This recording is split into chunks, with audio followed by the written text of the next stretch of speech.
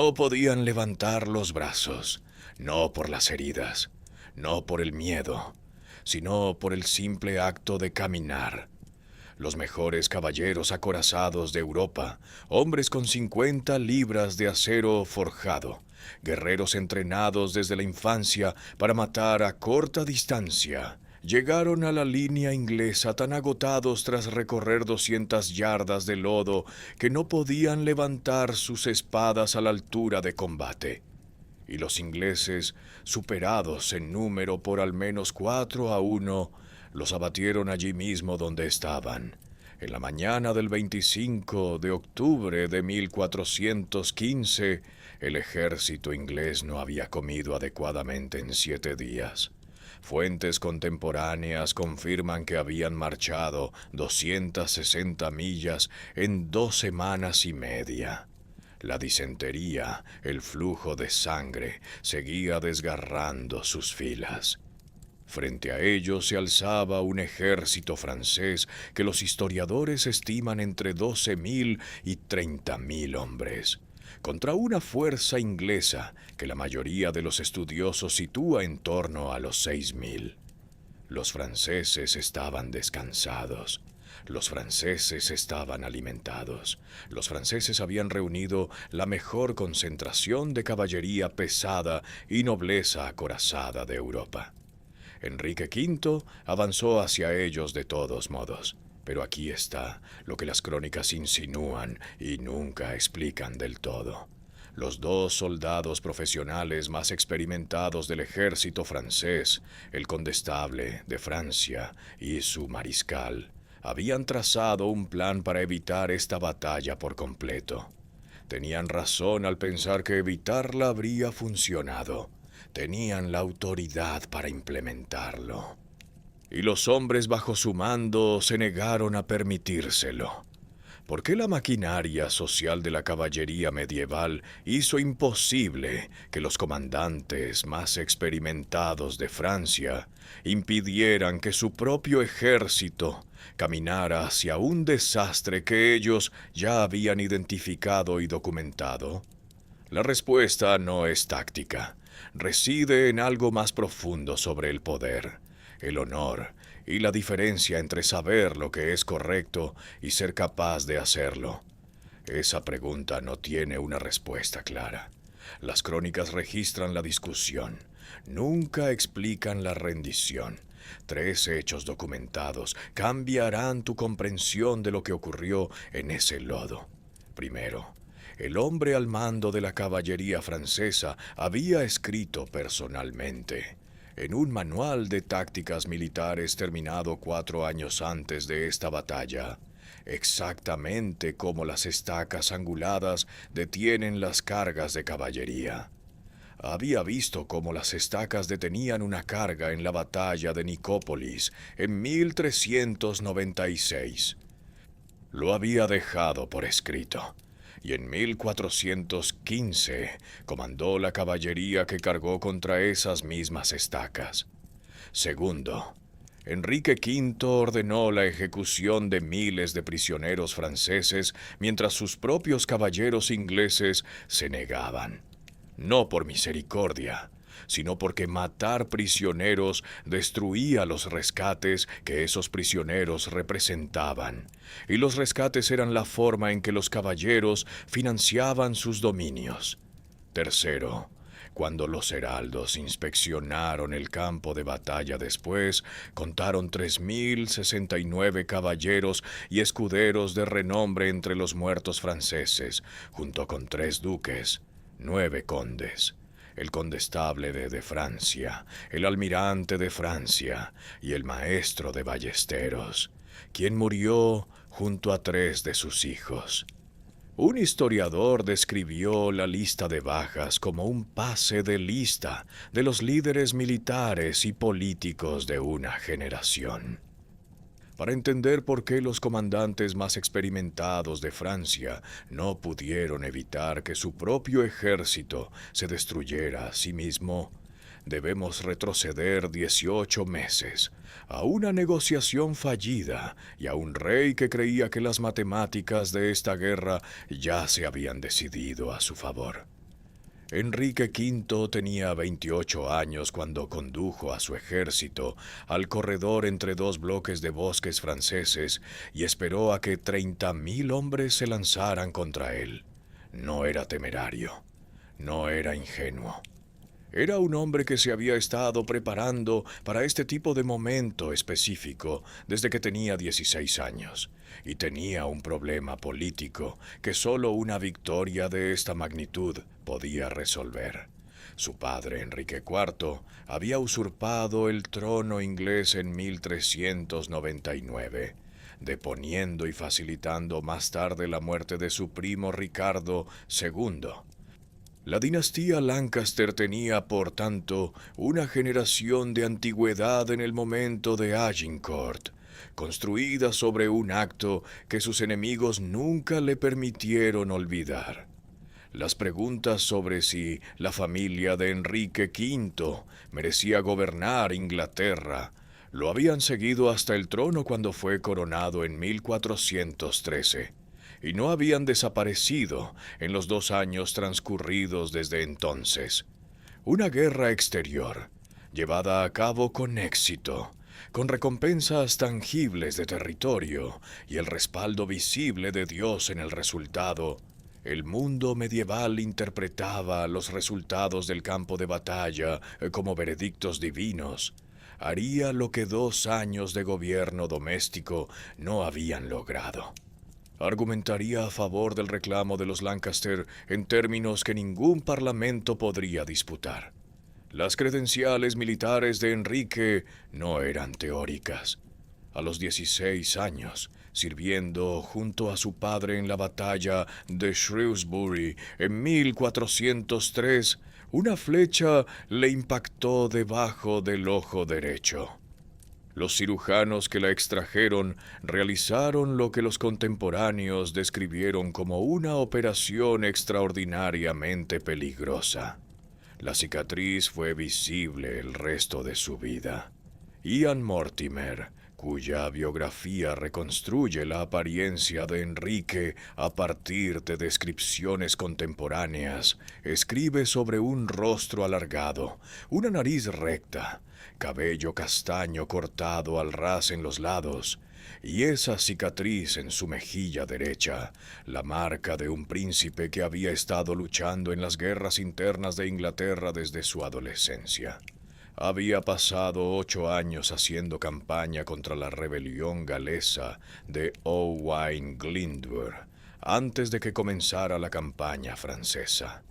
Este no era un rey que enviaba a los hombres adelante mientras se quedaba a salvo tras la línea. Para 1415, Enrique había identificado el momento. Francia estaba fracturada. El rey Carlos VI sufría episodios recurrentes de enfermedad mental grave. Fuentes contemporáneas describen periodos en los que no reconocía a su propia familia durante meses. Y en su incapacidad, 2 grandes facciones nobles habían ido a la guerra entre sí por el control del gobierno francés. Los Armagnacs apoyaban al Delfín. Los Borgoñones, liderados por Juan sin Miedo, duque de Borgoña, se les oponían. Francia estaba librando 2 guerras simultáneamente, una con Inglaterra que aún no se había reanudado formalmente, y una consigo misma que ya lo había hecho.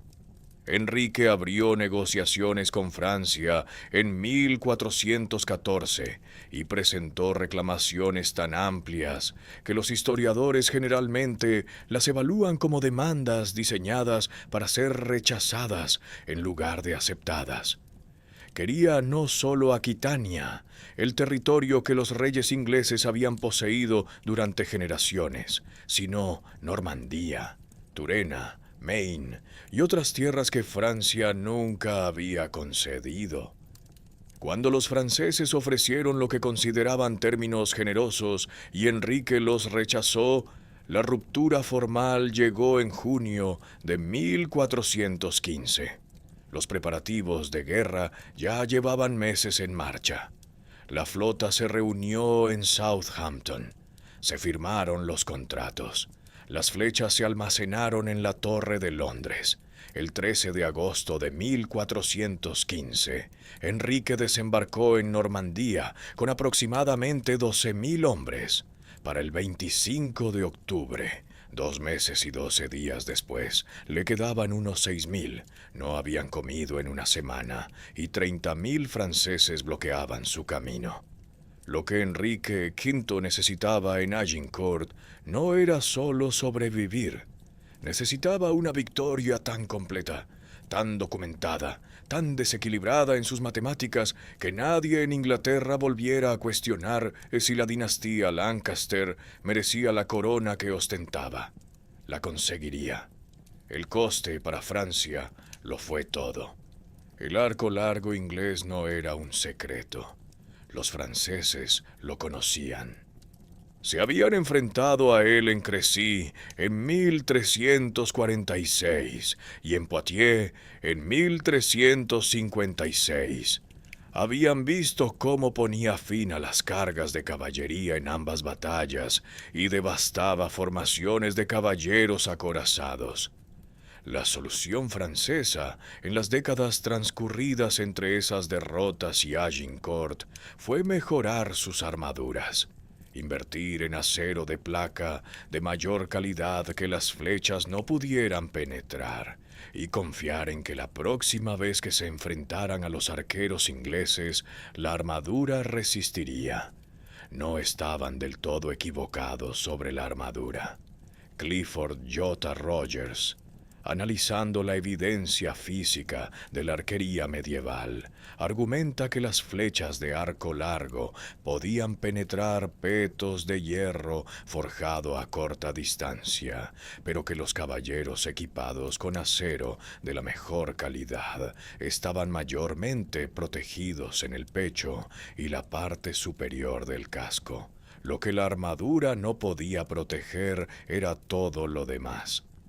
Rogers calcula que las flechas podían penetrar la placa más delgada de las extremidades, incluso a 220 yardas.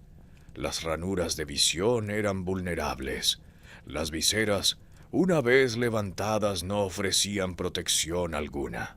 Y los caballos, que llevaban menos armadura que sus jinetes, eran catastróficamente vulnerables, particularmente a disparos de alta elevación que impactaban en el flanco y la espalda. El historiador militar John Keegan, en su obra fundamental El rostro de la batalla, lleva este análisis más allá. Keegan argumenta que en Agincourt el impacto físico primario del arco largo en la fase inicial no fue sobre los caballeros directamente, sino sobre los caballos. Que la carga de caballería falló no porque las flechas perforaran la placa, sino porque los caballos, heridos y en pánico, se volvieron incontrolables, arrastrando a sus jinetes hacia atrás a través de la infantería que avanzaba detrás de ellos. La armadura de los caballeros protegió a los caballeros. No hizo nada por la batalla. Las especificaciones técnicas del arco largo de guerra eran formidables bajo cualquier medida. El análisis de los arcos recuperados del naufragio del Mary Rose, un buque de guerra Tudor posterior cuya carga conserva equipo de arquería medieval en detalle extraordinario, produjo pesos de tensión que promediaban las 100 libras en su estado degradado, con réplicas reconstruidas que generaban pesos de tensión entre 100 y 185 libras. Para ponerlo en contexto, un arco recurvo olímpico moderno tiene una tensión de unas 50 libras. Un arquero de guerra medieval ejercía aproximadamente 3 veces esa fuerza con cada disparo, repetidamente, durante toda la batalla. El desgaste físico se reflejaba en sus esqueletos. Los restos de arqueros ingleses medievales muestran brazos izquierdos hiperdesarrollados y asimetría espinal tras años de este entrenamiento. Estos hombres estaban físicamente construidos de manera diferente desde el nacimiento, moldeados por una vida de práctica hasta convertirse en un arma tanto como el arco mismo. Si aceptamos las estimaciones académicas más comunes, aproximadamente entre 5.000 y 7.000 arqueros en Agincourt, cada uno capaz de disparar de 10 a 12 flechas por minuto. Las matemáticas producen algo que desafía la comprensión. Los historiadores que han intentado el cálculo llegan a cifras de cientos de flechas por segundo, provenientes de la fuerza combinada en el momento de fuego máximo. Estas son inferencias basadas en tasas de entrenamiento documentadas y estimaciones de fuerza, no recuentos de testigos oculares, pero explican por qué la formación francesa que se aproximaba describió su experiencia en múltiples relatos contemporáneos como caminar hacia una tormenta en lugar de enfrentarse a un arma. Francia sabía que esta arma se aproximaba. Ya en 1368, el rey Carlos V había ordenado el entrenamiento masivo de arqueros para contrarrestar la arquería inglesa. La nobleza francesa consideraba el arco como un arma de plebeyos, indigna de hombres cuya identidad se definía por el combate montado y el valor personal. Ese prejuicio social tenía una ventaja de 47 años sobre la batalla de Agincourt. Llegó allí intacto y le costó a Francia la vida de todos en las primeras filas. Lo que el arco largo por sí solo no podía hacer era garantizar una victoria inglesa contra una fuerza 4 veces mayor. Requería un terreno que canalizara esa fuerza hacia rangos donde el arco fuera letal. Requería una preparación que diera tiempo a los arqueros para colocar sus estacas y encontrar su posición. Y requería un enemigo cuya propia estructura social les impidiera usar las contramedidas que sus comandantes más experimentados ya habían identificado. Todas esas condiciones convergieron en un campo particular del norte de Francia en octubre de 1415. Pero la ironía más notable de toda la historia no fue el arma ni el terreno. Fue el hombre que comandaba la caballería francesa. Francia no envió un ejército pequeño ni mal equipado a Agincourt. Lo que se reunió en la llanura del norte de Francia en octubre de 1415 fue el poder militar concentrado del reino. La nobleza que debía servicio militar a la corona, los soldados profesionales que habían pasado vidas en su oficio, y los séquitos de duques y condes que competían por una posición en lo que esperaban plenamente fuera un enfrentamiento decisivo y glorioso. El problema no era la calidad del ejército, el problema era el sistema que lo gobernaba. El rey Carlos VI no estaba presente. Su enfermedad mental recurrente hacía imposible el mando en el campo. En su ausencia, el mando formal del ejército francés recayó en Carlos I d'Albret, el condestable de Francia, el cargo militar más alto del reino, y Jean II Le Maingre, conocido universalmente como Boucicaut, el mariscal de Francia. Ambos hombres eran soldados profesionales de considerable experiencia y juicio sobrio. Ambos conocían el terreno. Ambos tenían un plan que no implicaba un asalto frontal contra arqueros ingleses preparados. La World History Encyclopedia registra su posición explícitamente. El experimentado condestable y Boucicaut estaban de acuerdo en que la mejor estrategia era rodear y rendir a los ingleses por hambre sin ofrecer batalla. Tenían razón. Los ingleses casi no tenían comida. Su disentería seguía activa. Cada día de retraso debilitaba a un ejército que ya se había agotado en la marcha. El tiempo favorecía a Francia abrumadoramente. Los comandantes profesionales entendían esto. Los nobles más jóvenes los desautorizaron por completo. Lo que las crónicas documentan es una estructura de mando francesa, donde la jerarquía social derrotaba sistemáticamente a la lógica táctica. Los grandes señores y caballeros de Francia exigieron y recibieron posiciones en las líneas del frente, un lugar que reflejaba su rango y ofrecía la máxima oportunidad para la gloria personal y la captura rentable de caballeros ingleses rescatables que definía el éxito en la guerra medieval. La vanguardia del ejército francés estaba, por tanto, llena de los hombres de más alto rango de Francia, de pie en la posición más peligrosa, en una formación moldeada por la competencia por el honor en lugar de por la geometría táctica. Según el desglose detallado preservado en fuentes contemporáneas, la vanguardia francesa sola contaba con aproximadamente 4.800 hombres de armas, desplegados en filas de 16 de profundidad. El cuerpo principal detrás de ellos contenía otros 3.000. Ambas líneas eran tan profundas que los hombres de la quinta fila en adelante no podían usar sus armas contra un enemigo en el frente. Los franceses tenían arqueros y ballesteros.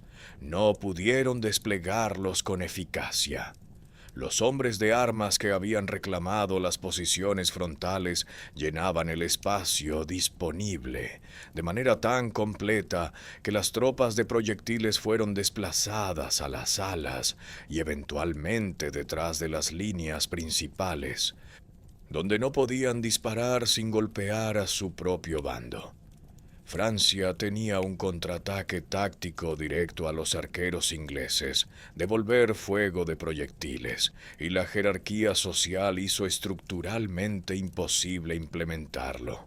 Un documento que la World History Encyclopedia identifica como un plan de batalla francés superviviente confirma que los comandantes profesionales habían organizado algo más sofisticado de lo que realmente se ejecutó.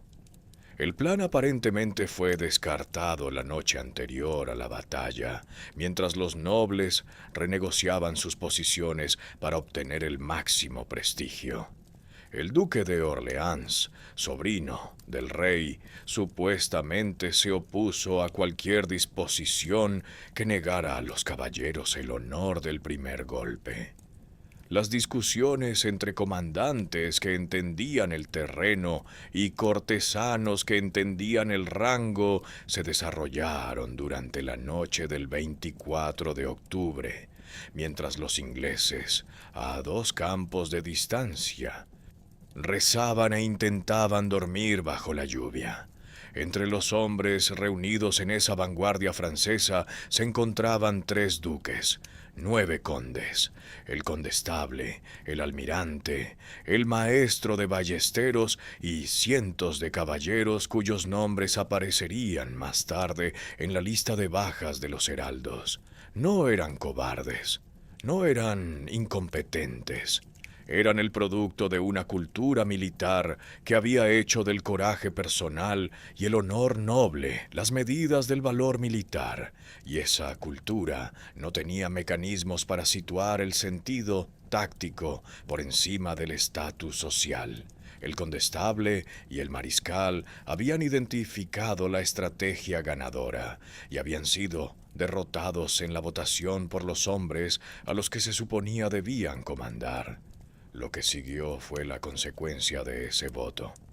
El ejército que se encontraba en Agincourt la mañana del 25 de octubre no era el mismo ejército que había desembarcado en Harfleur 10 semanas antes. La diferencia entre esas 2 fuerzas, en número, en condición, en el estado físico y psicológico de los hombres, era la historia de lo que la campaña ya había costado antes de que alguien desenvainara una espada. Enrique había desembarcado en Normandía el 13 de agosto con aproximadamente 12.000 hombres y sitiado el puerto de Harfleur, al que consideraba la llave de Normandía y el movimiento inicial en una campaña sistemática de conquista. Se esperaba que el asedio durara días. Duró 5 semanas. El campamento inglés ocupaba terrenos pantanosos fuera de las murallas de la ciudad, y en ese lodo pantanoso, la disentería, el flujo de sangre, el verdugo más efectivo de los ejércitos medievales, barrió la fuerza en oleadas. Las fuentes contemporáneas discrepan sobre el balance preciso. La cifra tradicional, extraída de la Gesta Henrici V, el relato de un testigo ocular inglés escrito por un capellán de la casa de Enrique, sugiere que Enrique perdió hasta 5.000 hombres en Harfleur. Anne Curry, la historiadora moderna preeminente de Agincourt, trabajando con las listas administrativas de enfermos supervivientes, sitúa la cifra sustancialmente más baja. Alrededor de 1.330 invalidados enviados a casa. El número exacto sigue en disputa. Lo que no se discute es que el ejército que marchó hacia el norte desde Harfleur el 8 de octubre era significativamente más pequeño que el que había desembarcado y que la disentería seguía activa en sus filas. El consejo de Enrique le había instado a navegar directamente desde Harfleur de regreso a Inglaterra. Había capturado un puerto tras un asedio costoso que había consumido la mayor parte de la temporada de campaña. El invierno se acercaba. No había necesidad militar de marchar 260 millas a través de territorio francés hostil para llegar a Calais. Enrique desautorizó al consejo. Los historiadores han debatido su motivación desde entonces. Una demostración de su reclamo territorial sobre Normandía. Una provocación deliberada dirigida al Delfín, quien había rechazado el desafío personal de Enrique a un combate singular durante el asedio. Un cálculo de que la marcha misma, completada con éxito, justificaría la campaña a los ojos ingleses independientemente de futuras conquistas. Fuera cual fuera su razonamiento, la marcha comenzó. Los franceses la habían anticipado.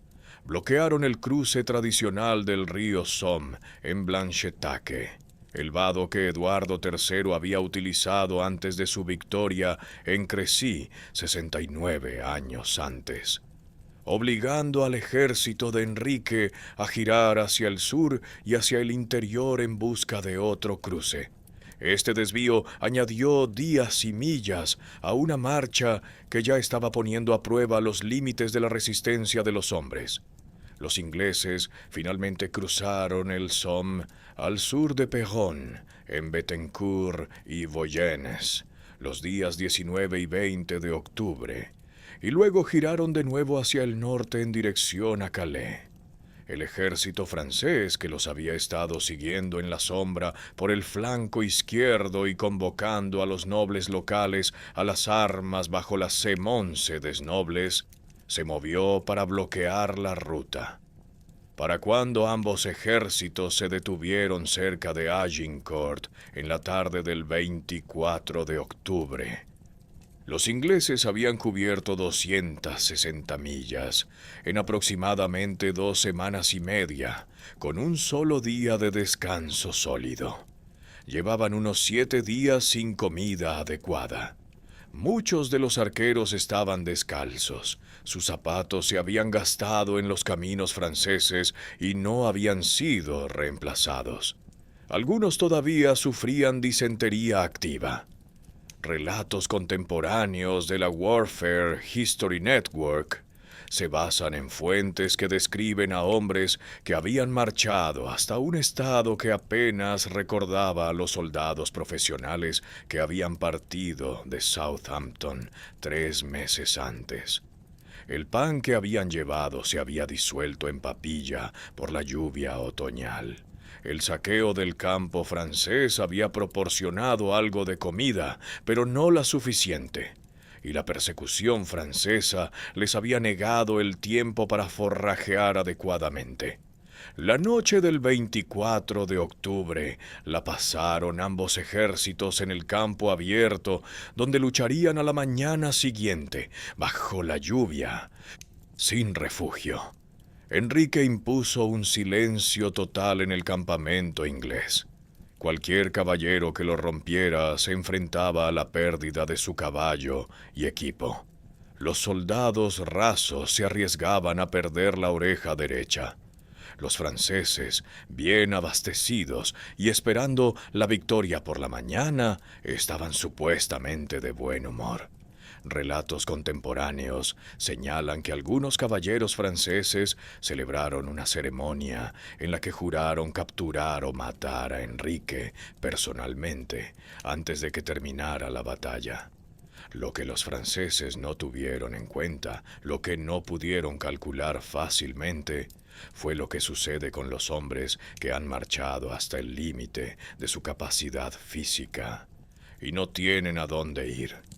Cuando la retirada es imposible y la rendición no es una opción, lo que queda no es exactamente coraje, es algo más fundamental.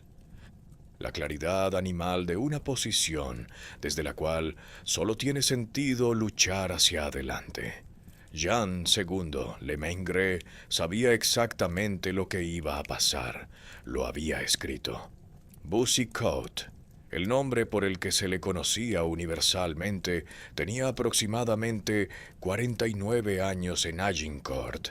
Era uno de los soldados más experimentados de Francia y un hombre cuya carrera militar lo había llevado a algunos de los enfrentamientos más trascendentales de las 2 décadas anteriores.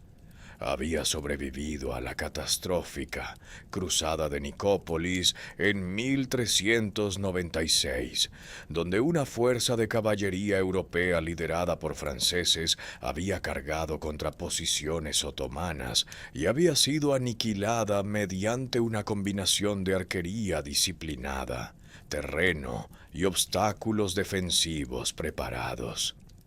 Había observado lo que sucedía cuando la doctrina de la caballería caballeresca, cargar con fuerza, romper la línea por impacto, se encontraba con defensores que habían preparado el terreno específicamente para recibir esa carga. Lo había sobrevivido, lo había estudiado.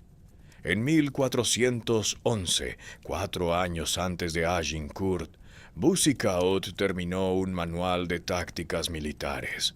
Los detalles de ese manual están registrados en una nota a pie de página en la literatura académica sobre la batalla. La primera descripción conocida del uso de estacas anguladas para detener cargas de caballería apareció en Nicópolis en 1396 y fue Boucicaut quien la documentó. Describió la mecánica, explicó por qué funcionaba. Las estacas clavadas en el suelo, en ángulo hacia el enemigo, entrelazadas lo suficientemente cerca como para que la caballería no pudiera cabalgar a través de ellas, sin empalar a sus caballos. Creaban una barrera que detenía la carga antes de que llegara a los defensores y exponía a los jinetes al fuego de proyectiles durante toda su aproximación. El uso de estacas por parte de los ingleses en Agincourt no fue, por tanto, una innovación táctica que tomara a los franceses por sorpresa. La táctica había sido documentada en un libro que el propio mariscal de Francia había escrito. La posibilidad de que las estacas y los arqueros pudieran derrotar a la caballería había sido un hecho registrado en el pensamiento militar francés 4 años antes de que el ejército de Enrique desembarcara en Harfleur. La evaluación profesional de Boucicaut antes de Agincourt, compartida con el condestable d'Albret, era que el ejército debía evitar por completo una batalla campal contra arqueros ingleses preparados. rodearlos, cortarles el suministro de comida, que ya casi se había agotado, y esperar a que el hambre terminara la campaña sin la pérdida de un solo noble francés. Este no era un plan cauteloso o deshonroso. Era la conclusión de un profesional experimentado que había pasado décadas estudiando lo que los defensores preparados podían hacer a la caballería que avanzaba, y que aparentemente había incluido la respuesta por escrito en un documento que todavía existía cuando se producían las discusiones sobre la estrategia. Los nobles franceses lo desautorizaron. Las razones eran sociales y culturales. La batalla ofrecía gloria, rescates y el ejercicio visible de la función noble que justificaba la existencia de su clase. Esperar en un campo mientras los ingleses hambrientos se rendían lentamente no ofrecía nada de esto. El condestable y el mariscal, los dos comandantes profesionales, perdieron la discusión ante hombres cuya autoridad en este asunto derivaba de su rango en lugar de su experiencia. Boucicaut luchó en Agincourt, comandó elementos de la caballería francesa. Fue capturado vivo cuando terminó la batalla. Fue retenido como prisionero inglés durante el resto de su vida y murió en cautiverio en 1421, 6 años después de la batalla que había intentado evitar. Hay algo en esto que excede la simple ironía. Boucicaut no solo se había equivocado y se le había dado la razón a posteriori. Había tenido razón de antemano sobre el papel en un documento que existía, y había visto cómo el sistema al que servía hacía imposible actuar según lo que sabía. Las crónicas registran que las discusiones ocurrieron.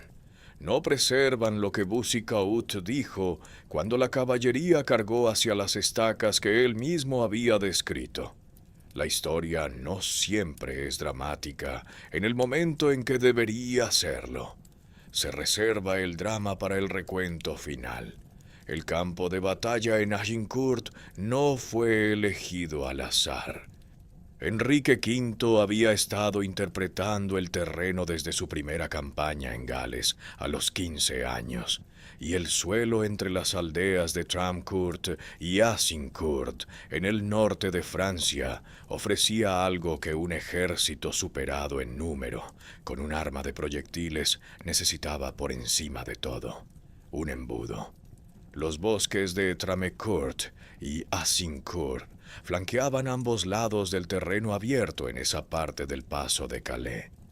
El corredor de tierras de cultivo abiertas entre ellos medía aproximadamente 750 yardas, en el punto donde Enrique decidió hacer su defensa, y se estrechaba a medida que avanzaba hacia el norte, lo que significaba que a medida que los franceses avanzaban hacia el sur, hacia la línea inglesa, el frente disponible se reducía progresivamente.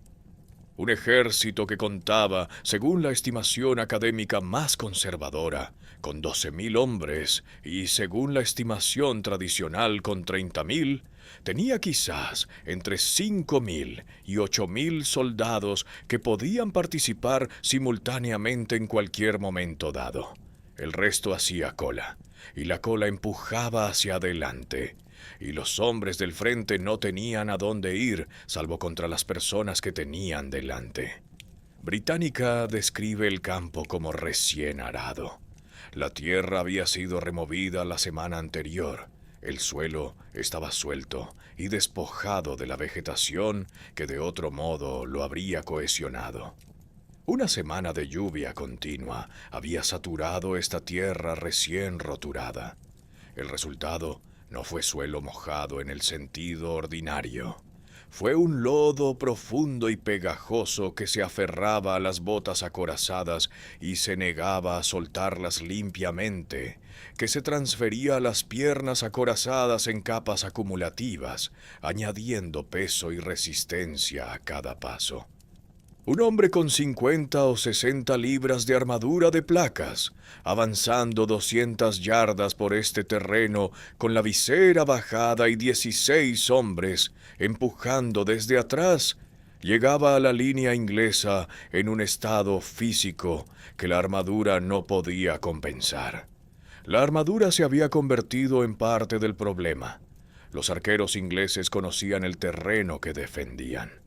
Habían plantado sus estacas, postes de madera afilados de aproximadamente 6 pies de largo, clavados en la tierra en ángulos que apuntaban hacia el enemigo, en la tarde del 24 de octubre, y durmieron a la vista de ellas. Las estacas no eran principalmente objetos letales. Su propósito era evitar que la caballería atropellara a los arqueros antes de que éstos hubieran disparado más de unas pocas andanadas, y canalizar cualquier ataque hacia la zona de muerte frente a la línea de arcos largos. La táctica había sido documentada por el propio Boucicaut.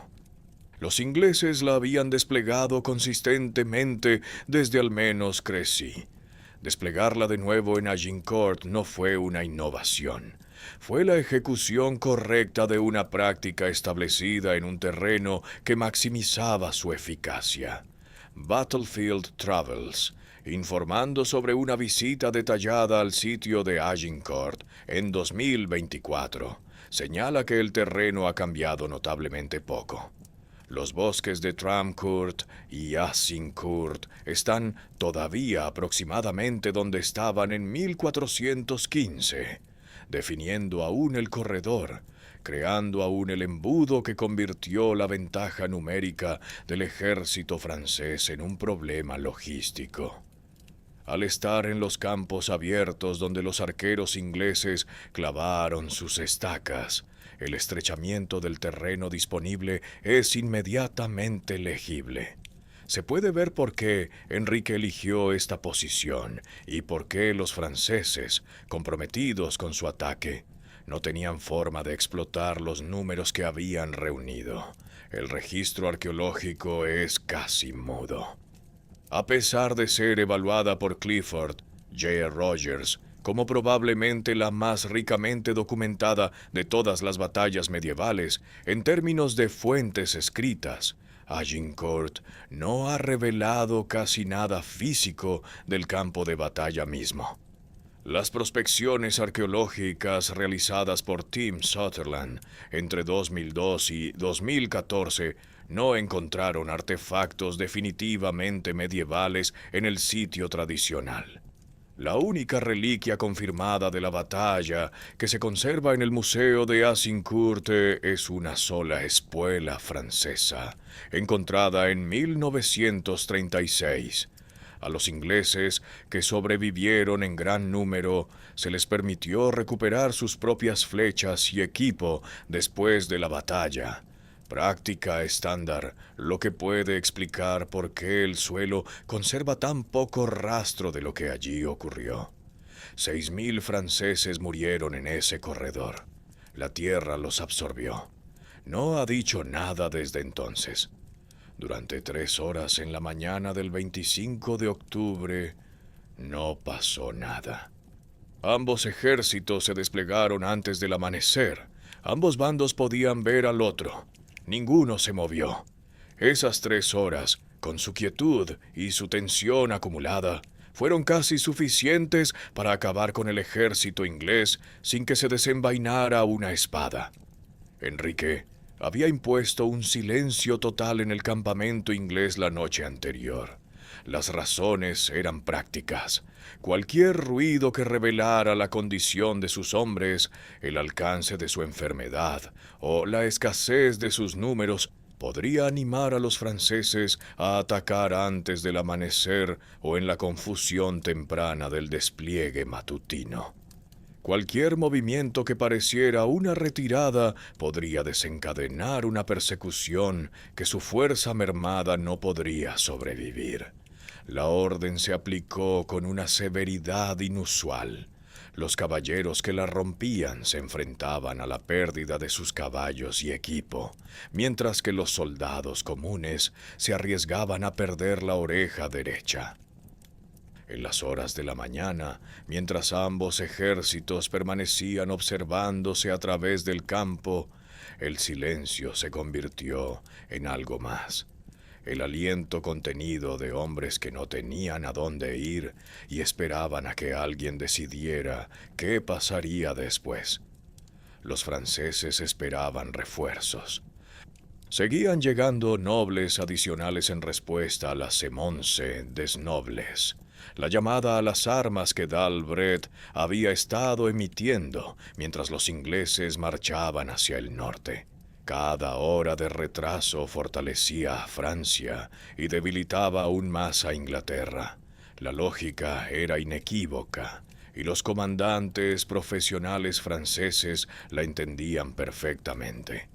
Lo que los nobles que habían descartado la estrategia de inanición parecían no calcular del todo era que su ejército también estaba de pie bajo el frío de octubre, sin comer, sin luchar, viendo cómo su honor se escurría en un punto muerto con una fuerza de una cuarta parte de su tamaño. La tensión en el campamento francés tenía su propia calidad. Enrique convocó un pequeño consejo de guerra durante el estancamiento. Relatos contemporáneos, registrados por la Warfare History Network, basándose en crónicas, sugieren que Enrique estaba conmocionado por la escala de lo que tenía enfrente. Que habiendo cabalgado hacia adelante para inspeccionar la posición francesa, entendió la aritmética de una manera que la luz de la mañana hacía muy evidente. Envió un mensaje a los franceses ofreciendo términos: paso seguro a Calais, a cambio de la entrega de Harfleur y el pago por los daños que el ejército inglés había causado desde el desembarco. Los franceses, que no tenían motivos para aceptar términos de un ejército que esperaban destruir en horas, declinaron. La batalla se convirtió en la única opción restante para ambos bandos, por razones que ahora eran imágenes especulares entre sí. Los ingleses no podían retirarse y los franceses no podían permitirse esperar más y mantener intacto el honor de sus nobles. El hombre que dio la señal para el avance inglés fue Sir Thomas Erpingham, comandante de los arqueros, de aproximadamente 58 años en Agincourt, un veterano de décadas de servicio militar inglés.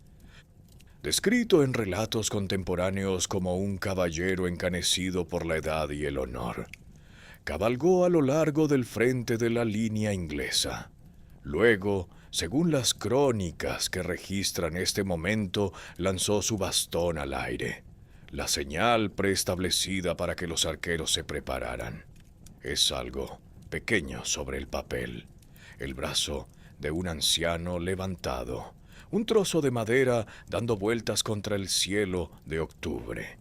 Pero considera lo que ese gesto representaba: la transferencia de todo lo que se había planeado, marchado, sufrido y preparado al momento de la ejecución.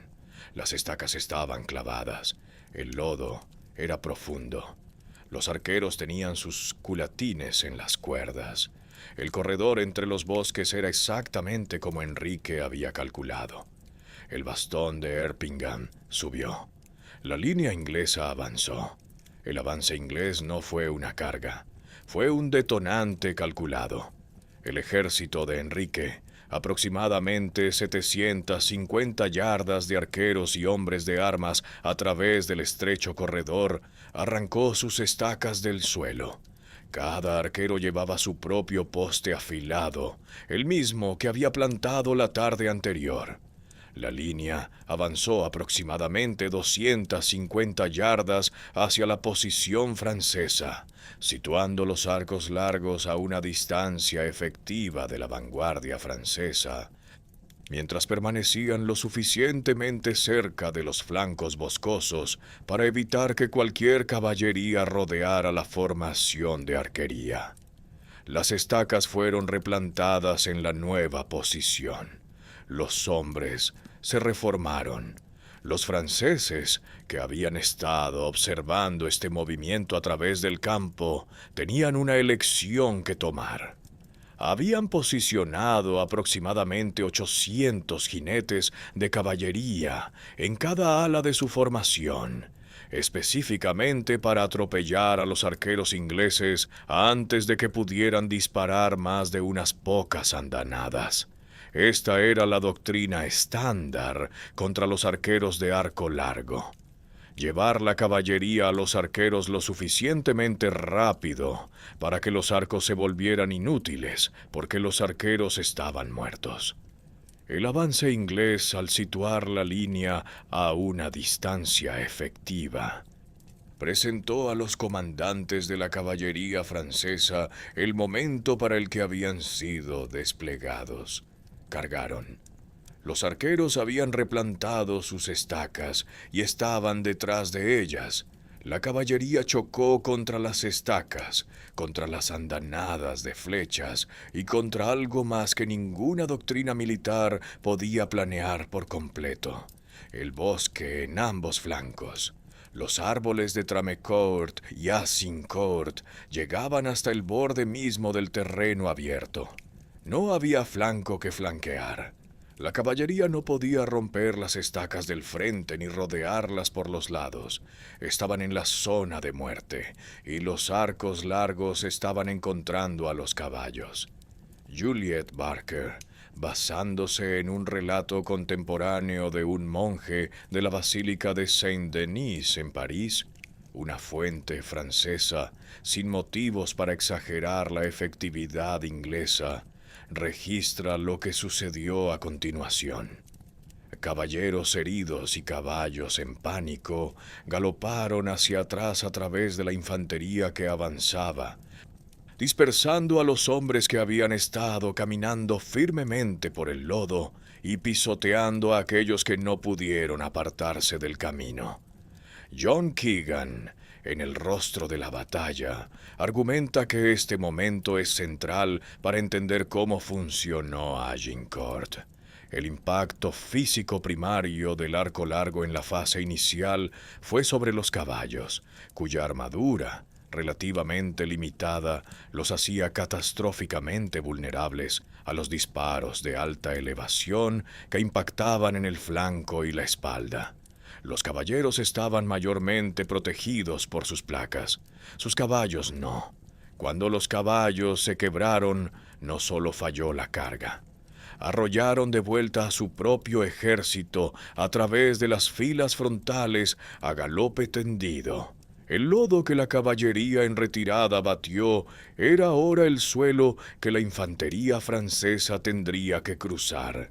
4.800 hombres de armas en la vanguardia, otros 3.000 en el cuerpo principal detrás de ellos, 16 filas de profundidad. Todos ellos avanzando ahora por un terreno que miles de cascos en pánico habían convertido en un lodazal más profundo y suelto que el campo ya saturado de una hora antes. La carga de caballería no solo había fallado, había causado daños adicionales a las condiciones del campo de batalla que cada soldado francés que viniera después tendría que absorber. La doctrina estándar decía que la caballería rompe las líneas de infantería. En Agincourt, la caballería rompió sus propias líneas de infantería. La vanguardia francesa estaba todavía a 1.000 yardas de la posición inglesa cuando la retirada de su propia caballería comenzó a desordenar a los hombres a los que se suponía debían proteger. El empuje desde la retaguardia continuó de todos modos.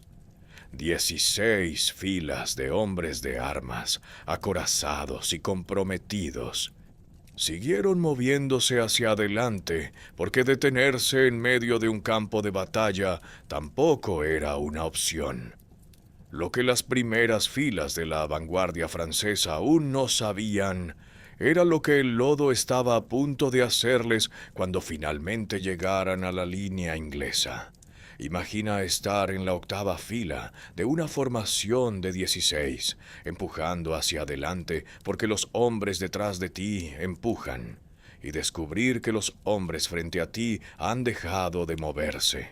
No se han retirado, no han cargado, simplemente se han detenido, porque los hombres frente a ellos se han detenido, porque los hombres frente a esos hombres han caído, porque el estrecho corredor ha comprimido a 4.800 soldados acorazados en una masa tan densa que los hombres de la tercera fila, como registraría más tarde una fuente francesa, apenas podían usar sus espadas.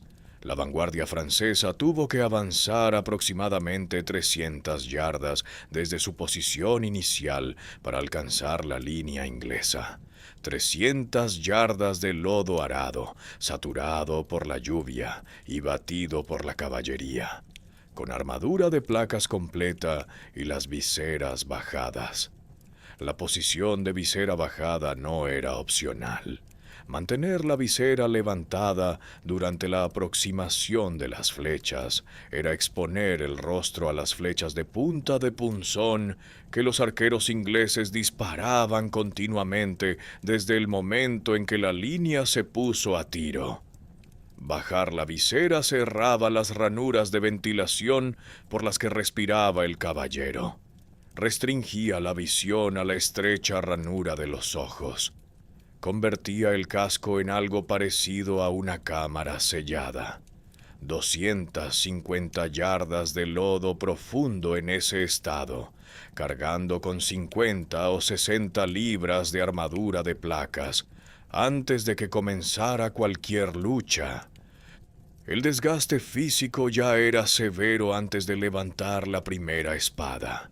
La gesta Henry Quinti, el relato de un testigo ocular escrito por el capellán de la casa inglesa, que los historiadores señalan que tiene una obvia perspectiva pro-inglesa, pero cuyas observaciones centrales son confirmadas independientemente.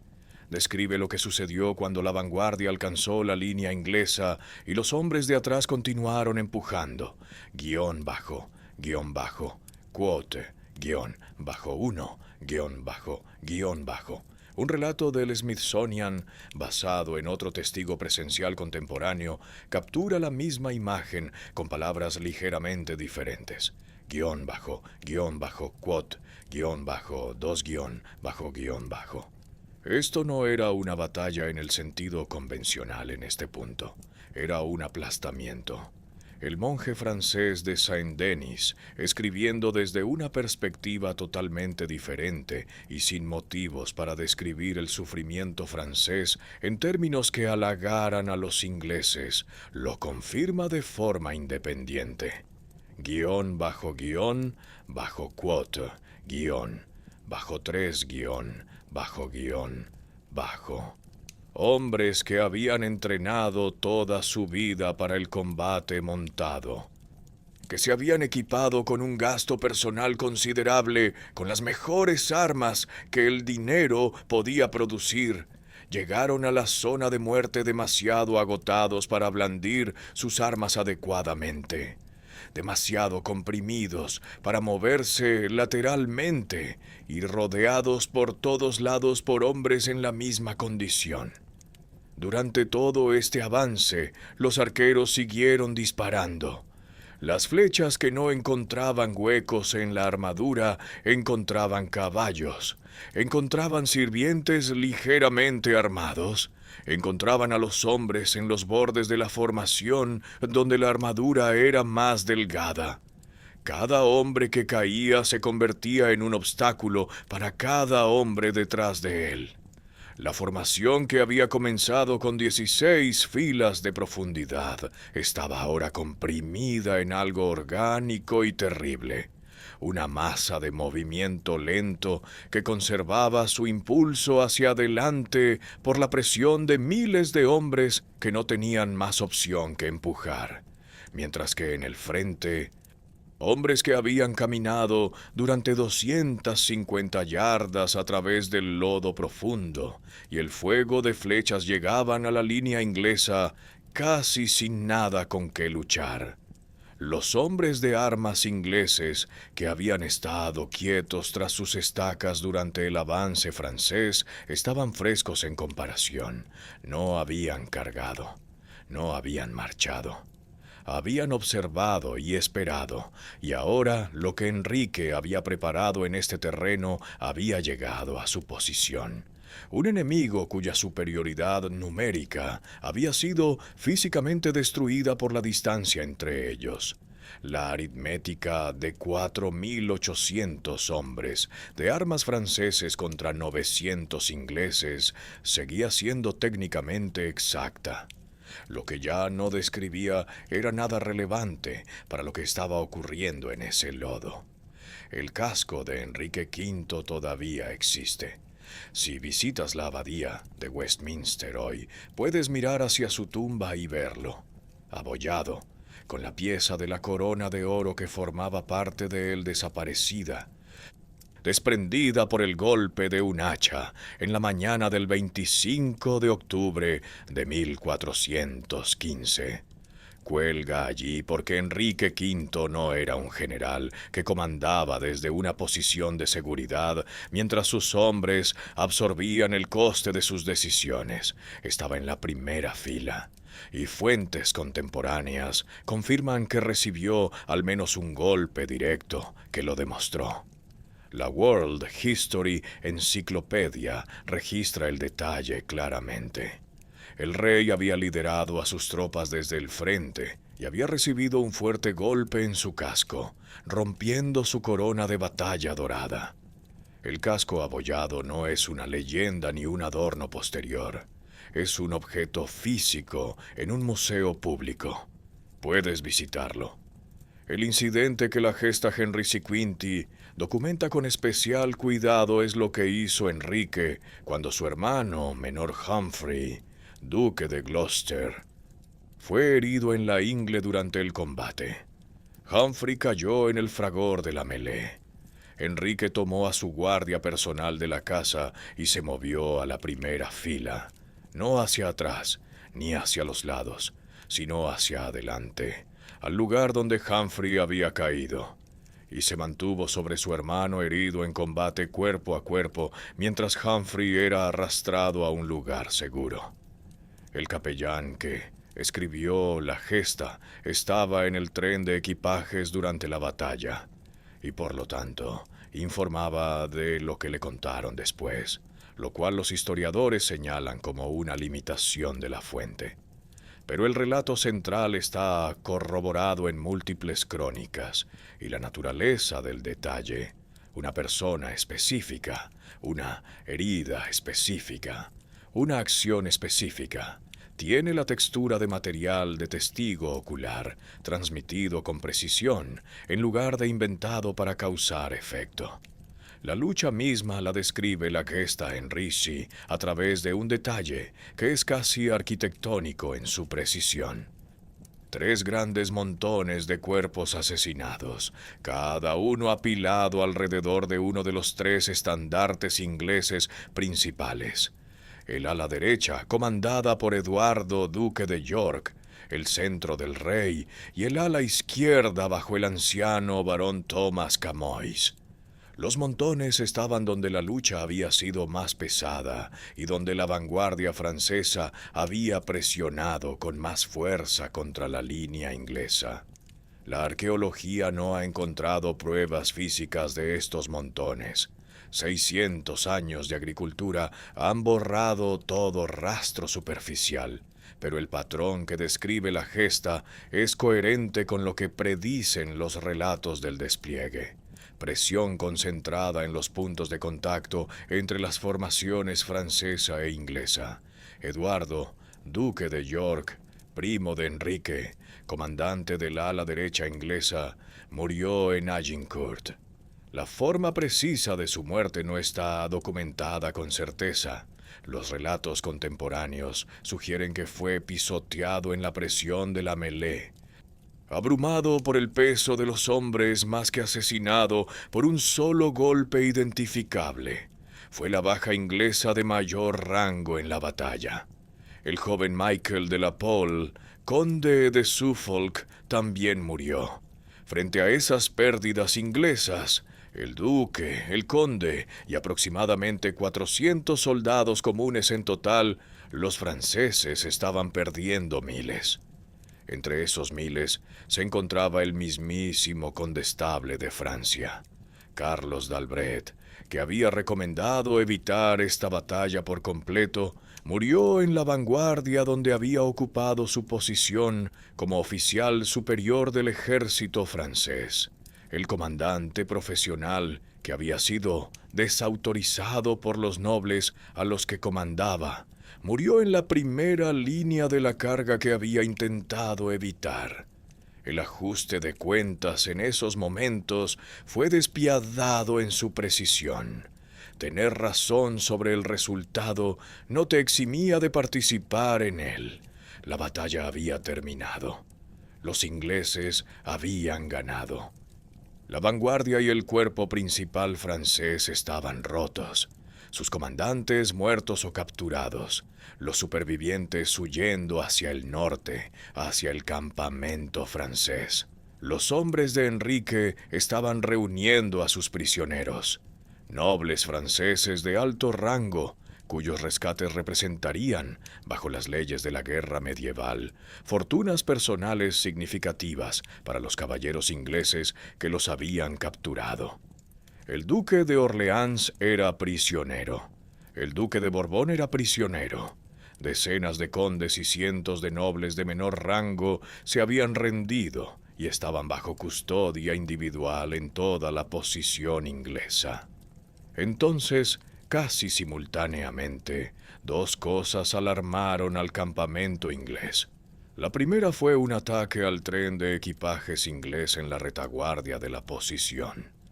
Isambard d'Azincourt, un caballero local, no un alto mando, lideró una pequeña fuerza que incluía algunos hombres de armas, mozos y, según se informa, unos 600 campesinos en un ataque a los carros de suministros ligeramente defendidos.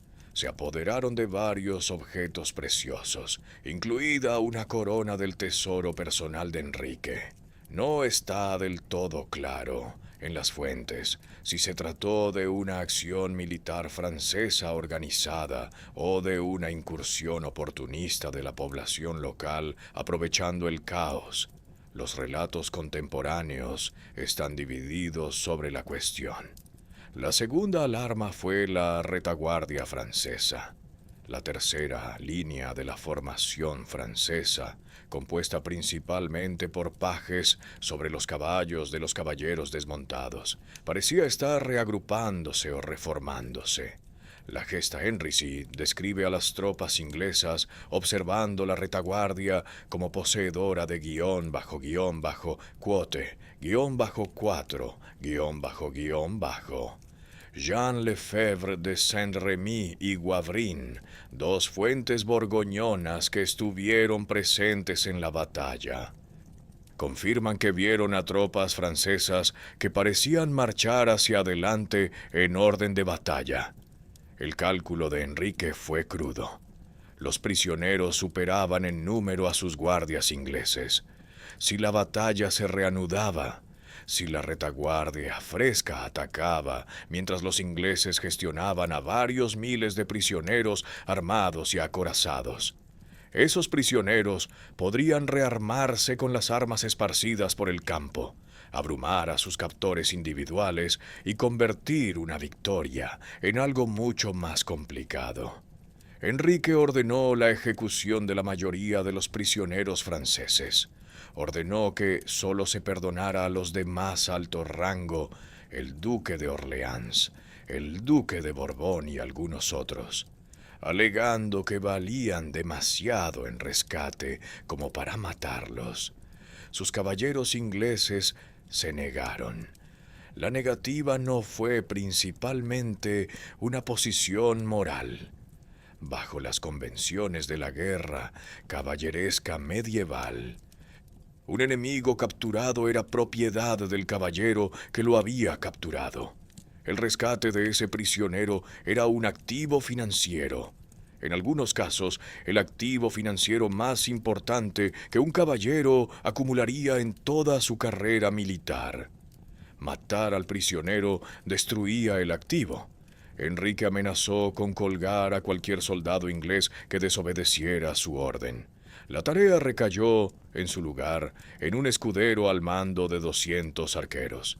Jean Lefebvre de Saint-Remy, el heraldo borgoñón que presenció lo que siguió, es una de las fuentes más fiables de toda la narrativa de la batalla. Estaba presente, era neutral entre los dos bandos como heraldo, y no tenía motivos para exagerar ni la brutalidad inglesa ni el sufrimiento francés. Describe a los prisioneros siendo guión, bajo quote, guión, bajo 5, guión, bajo.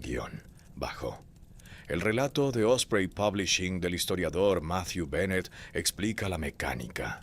Para matar a un caballero con armadura completa, había que quitarle el casco, levantarle la visera o apuñalarlo a través de la ranura de los ojos. Eran hombres que ya se habían rendido, que ya habían depuesto sus armas. La matanza fue sistemática y deliberada, y llevó tiempo. Los observadores contemporáneos quedaron horrorizados, no, como señala Bennett, por el acto en principio, sino por la violación social que representaba. Matar a nobles que se habían rendido iba en contra de los cimientos del sistema caballeresco que hacía que la guerra medieval fuera financieramente sostenible para la clase que la llevaba a cabo. El jurista Theodore Meron, en un análisis de la Oxford University Press de 1993, evaluó estos hechos como una violación de las leyes de la guerra, incluso para los estándares del siglo XV. La orden fue revocada cuando quedó claro que la retaguardia francesa se retiraba en lugar de atacar y que el asalto al equipaje era bandidaje local, más que un ataque coordinado. Para entonces, un número desconocido de prisioneros, posiblemente cientos, posiblemente más, ya estaban muertos. La cifra exacta no se conserva en ninguna fuente. Lo que sí se conserva es que Enrique amenazó con colgar a sus propios caballeros por negarse, que la negativa fue registrada, que las ejecuciones ocurrieron de todos modos, y que la victoria más celebrada de la batalla produjo en su acto final una atrocidad documentada que Francia nunca ha perdonado del todo. La tercera línea francesa no había luchado. Habían visto cómo dos líneas de la mejor nobleza acorazada de Europa caminaban hacia una posición preparada y eran destruidas. Habían visto fallar la carga de caballería y volverse contra la infantería. Habían visto el aplastamiento en la línea inglesa producir los 3 grandes montones de muertos que los cronistas describirían más tarde. Eran, según algunas estimaciones, más que todo, el ejército inglés combinado. Y se fueron. Enrique envió un mensaje, registrado en algunos relatos, no confirmado en otros, advirtiendo que cualquier parte de la fuerza francesa que intentara un nuevo combate no recibiría cuartel, ni prisioneros, ni rescates, ni piedad. Si este mensaje se envió realmente o si la tercera línea francesa leyó el campo y sacó sus propias conclusiones, es una pregunta que las fuentes dejan ambigua. Lo que sí está documentado es el resultado. La retaguardia se retiró. La batalla de Agincourt había terminado. Inmediatamente después, Enrique convocó a los heraldos de ambos ejércitos. Estos eran los registradores oficiales de la guerra medieval, hombres cuya función profesional específica era identificar a los muertos, dar fe del resultado y fijar el nombre de la batalla para el registro histórico. El principal heraldo francés era Montjoie. Juntos, los heraldos de ambos bandos acordaron el nombre, Azincourt, por el lugar fortificado más cercano. Este detalle procesal es significativo en sí mismo. Enrique no estaba reclamando la victoria en el calor del momento. La estaba formalizando según las convenciones que ambos bandos reconocían, en presencia de testigos de ambas partes. La batalla tuvo nombre a las pocas horas de su conclusión. El ejército inglés reunió a sus prisioneros supervivientes, entre 700 y 1.200 nobles franceses, según la fuente, y se preparó para la marcha final hacia Calais. El duque de Orleans, uno de los hombres de más alto rango de Francia, seguiría siendo prisionero inglés durante 25 años. El duque de Borbón estuvo retenido durante años antes de morir en cautiverio inglés. Los ingresos por los rescates que estos hombres generarían ayudaron a financiar las campañas inglesas posteriores. Agincourt fue, entre otras cosas, una transacción rentable. Enrique llegó a Calais y navegó hacia Inglaterra en noviembre. Llegó a Londres el 23 de noviembre de 1415, con un recibimiento que los relatos contemporáneos describen como extraordinario. Británica registra que el rey fue recibido con una elaborada pompa y coros que acompañaron su paso hasta la Catedral de San Pablo. El Agincourt Carol, una canción de celebración que data de aproximadamente este periodo, posiblemente compuesta para el recibimiento de Enrique, sobrevive hoy, y sus vibrantes cadencias son aún audibles para quien quiera buscarlas. 50 años de fracasos militares ingleses en Francia, heredados de los predecesores de Enrique, habían sido respondidos en 3 horas en un campo embarrado de octubre. El medio siglo de derrotas, sin contar Crecy y Poitiers, había producido en Inglaterra un hambre colectiva por un resultado exactamente como este. Y Enrique lo había entregado con una completitud que las celebraciones apenas lograban contener. En Francia, el silencio era de otra clase.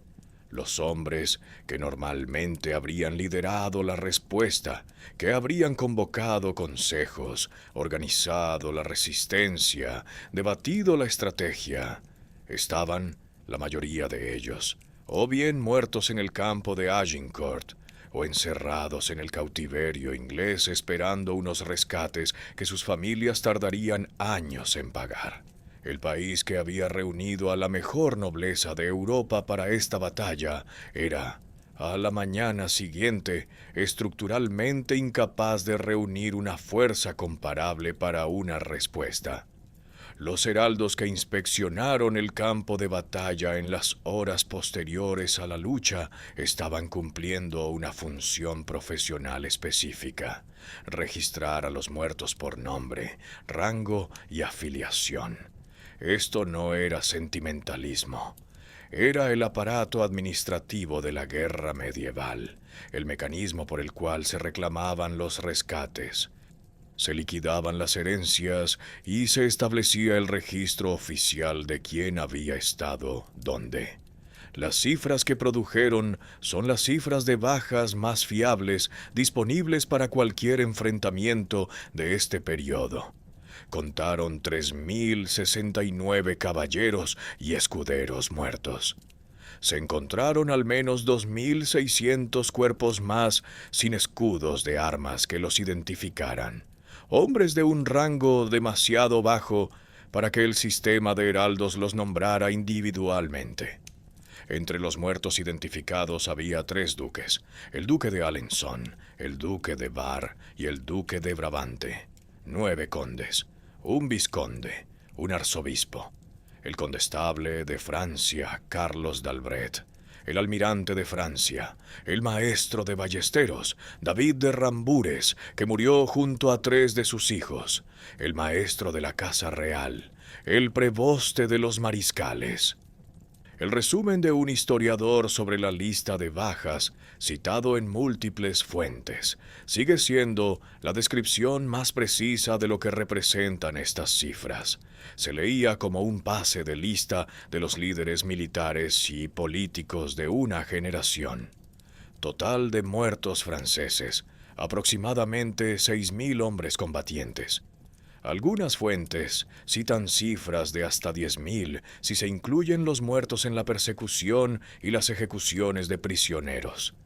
El recuento de los heraldos de aproximadamente 5.700 a 6.000 combatientes nombrados y no nombrados es la cifra que los historiadores generalmente consideran más fiable, aunque señalan que el caos, la niebla de guerra y las limitaciones prácticas incluso de un sistema de heraldos profesionales hacen que la precisión sea imposible. Los ingleses perdieron entre 400 y 450 hombres. La cifra de Británica es menos de 450. El rango en las fuentes oscila entre aproximadamente 100 y 600. Las cifras más bajas probablemente reflejan recuentos iniciales antes de que se evaluara completamente a los rezagados y heridos, y el extremo superior del rango posiblemente incluye pérdidas no relacionadas con el combate. El consenso entre los historiadores se asienta en torno a los 400 o 450. La proporción que esto produce es asombrosa bajo cualquier medida histórica. 6.000 muertos franceses frente a 450 ingleses, aproximadamente 13-1. Los ingleses estaban superados en número por, como mínimo, 2-1, y según la estimación tradicional, 4-1. Infligieron pérdidas a un ritmo de 13 veces las suyas en una batalla librada en gran parte en combate cuerpo a cuerpo, en un campo donde la ventaja numérica debería, según todos los principios establecidos de la guerra medieval, haber favorecido abrumadoramente a Francia. Las matemáticas de cómo sucedió esto no son misteriosas, están documentadas. Un terreno que neutralizó la ventaja numérica. Una preparación que situó la zona de muerte exactamente donde los defensores la necesitaban. Un sistema de armas, el arco largo, que degradó a la fuerza atacante durante toda su aproximación y no solo en el punto de contacto. Una armadura que protegía al usuario de golpes individuales, pero que no podía protegerlo del agotamiento, la compresión o las consecuencias de caminar 250 yardas a través de un lodo profundo, cargando 50 libras de placa, antes de que comenzara cualquier lucha. Ninguno de estos factores fue accidental. Todos ellos fueron el resultado de decisiones tomadas en los días y semanas previos a la batalla por un rey que había pasado 15 años aprendiendo a leer el terreno, las fuerzas y la diferencia entre el coraje y la preparación. Los prisioneros retenidos para rescate, entre 700 y 1.200 nobles, representaban financieramente más de lo que había costado librar la batalla. El sistema de contabilidad de la guerra medieval significaba que la victoria en Agincourt se pagaba sola y con creces. También significaba que la capacidad de Francia para resistir la siguiente campaña inglesa estaría limitada no solo por los muertos, sino por la riqueza que fluiría de los vivos hacia los captores ingleses durante años. Los 6.000 hombres que murieron en Agincourt no eran simplemente soldados, eran la clase que tomaba las decisiones en la Francia medieval. Los hombres que poseían las tierras impartían la justicia local, lideraban las levas militares, concertaban los matrimonios que unían a las familias nobles y proporcionaban la infraestructura social a través de la cual un reino se gobernaba a sí mismo en ausencia de nada parecido a un estado moderno. Su eliminación simultánea del mapa en una sola tarde produjo consecuencias que se extendieron mucho más allá del balance militar. Familias nobles enteras, según documenta el artículo de Wikipedia sobre la batalla de Agincourt, fueron aniquiladas en su línea masculina. En algunas regiones del norte de Francia, una generación entera de nobleza terrateniente fue exterminada. La guerra civil entre Armagnacs y Borgoñones, ya violenta antes de Agincourt, se intensificó en el vacío creado por la muerte de muchas de sus figuras de mayor rango. La estructura política superviviente quedó lisiada no por conspiraciones o traiciones, sino por la simple ausencia. Los hombres que normalmente habrían proporcionado el liderazgo habían desaparecido, y los hombres que los reemplazaron eran más jóvenes, tenían menos experiencia y operaban en un país que acababa de absorber un golpe sin precedentes en la memoria viva.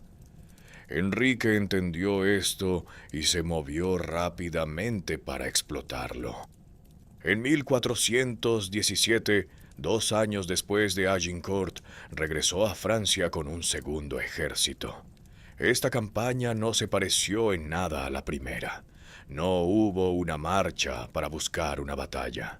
Hubo, en cambio, una campaña sistemática de asedios contra las fortalezas y ciudades de Normandía, llevada a cabo por un ejército que ahora se movía por un territorio donde la nobleza regional, capaz de organizar la resistencia, se había reducido a una fracción de su capacidad anterior. Caen cayó. Ciudad tras ciudad se rindió o fue tomada por la fuerza. Para 1419, Rouen, la capital de Normandía, una de las ciudades más importantes de Francia, se había rendido tras un asedio de 5 meses. El año siguiente trajo el acontecimiento que Agincourt había hecho posible en el sentido estratégico más amplio. En mayo de 1420, Francia firmó el Tratado de Troyes. Bajo sus términos, Enrique V fue reconocido como regente de Francia y heredero del trono francés tras la muerte del rey Carlos VI. Se casó con Catalina de Valois, la hija del rey francés. El delfín, Carlos, el propio príncipe heredero de Francia, fue formalmente desheredado por su padre. El tratado representó la mayor concesión territorial y política que Francia había hecho jamás a Inglaterra desde que comenzó la Guerra de los 100 Años. Era, sobre el papel, exactamente aquello por lo que se había luchado en la Guerra de los 100 Años desde 1337. El reconocimiento de que el reclamo de la corona inglesa sobre Francia era legítimo. La conexión entre Agincourt y Troyes fue directa y documentada. Sin la diezmación del liderazgo militar y político francés en Agincourt, sin la subsiguiente incapacidad para montar una resistencia eficaz a la campaña de 1417, sin la alianza borgoñona que Enrique aseguró en el contexto de una guerra civil francesa que las muertes de Agincourt habían profundizado, el Tratado de Troyes no sucede.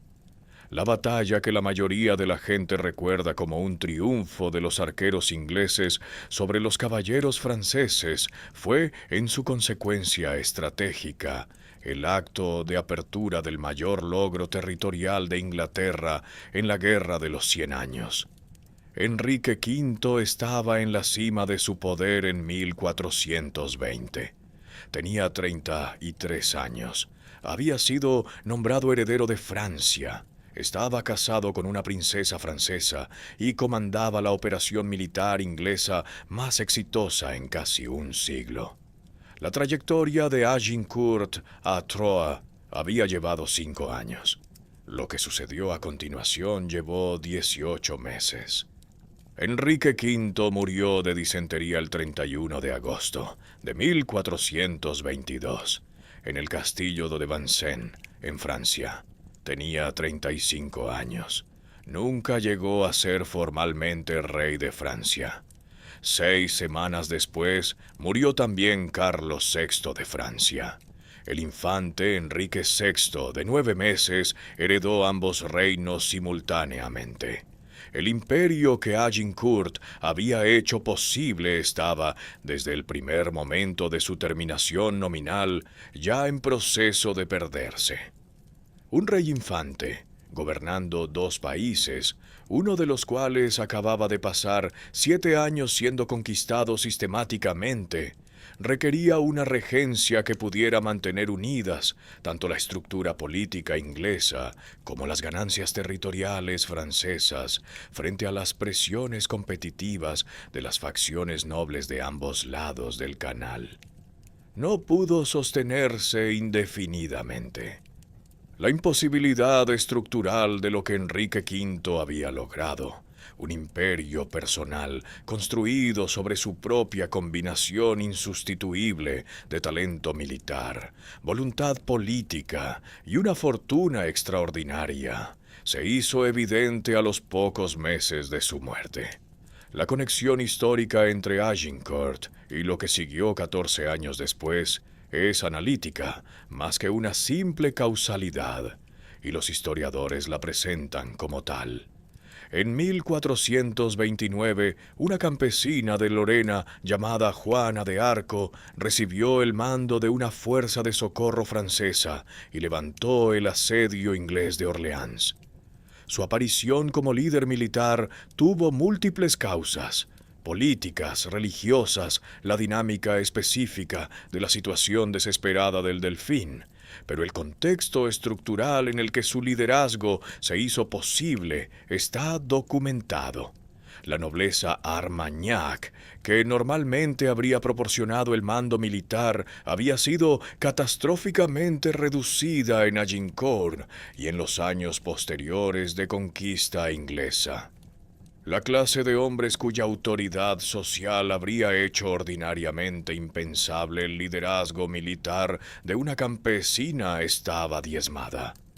Los heraldos habían contado a sus muertos en octubre de 1415.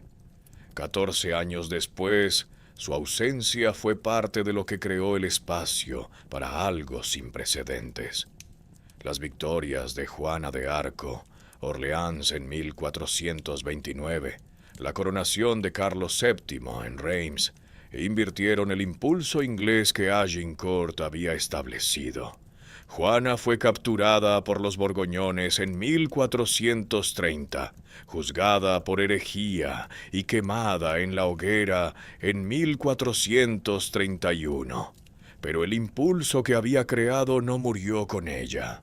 Para 1453, Inglaterra había sido expulsada de todo el territorio francés excepto Calais.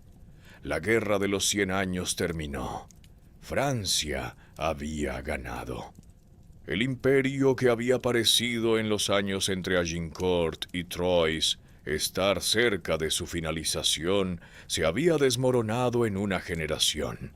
Agincourt le había comprado a Inglaterra 14 años de dominio y un tratado extraordinario.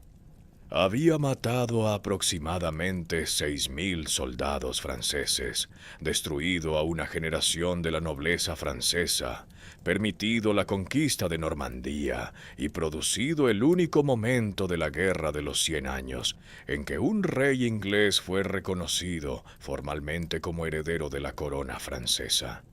No son logros pequeños, son, en el contexto de todo lo que siguió, una obra maestra de ejecución táctica que no pudo convertirse en permanencia estratégica. porque la permanencia requería algo que ninguna batalla, por decisiva que sea, puede proporcionar. Requería las instituciones, los recursos y el sucesor capaz de mantener lo que la batalla había creado. Enrique V era insustituible. También era mortal. A la disentería no le importaba el Tratado de Troyes. William Shakespeare escribió Enrique V en 1599, 184 años después de Agincourt. Nunca había visto una batalla. Trabajaba a partir de crónicas, particularmente las crónicas de Raphael Holinshed, que estaban a su vez a 2 generaciones de distancia de los hechos que describían. El discurso del día de San Crispín: nosotros pocos, nosotros felices pocos, nosotros banda de hermanos, no tiene base en ningún relato contemporáneo de lo que Enrique dijo a sus hombres en la mañana del 25 de octubre. Es una de las piezas literarias más celebradas de la lengua inglesa. No es historia. Esto no es una crítica a Shakespeare. Es una aclaración necesaria para cualquiera que quiera entender lo que realmente sucedió frente a lo que se ha recordado. El Enrique de Shakespeare es una figura de heroísmo sin complicaciones, un rey que inspira a través de la elocuencia y lidera a través del ejemplo personal. El Enrique histórico era más complicado.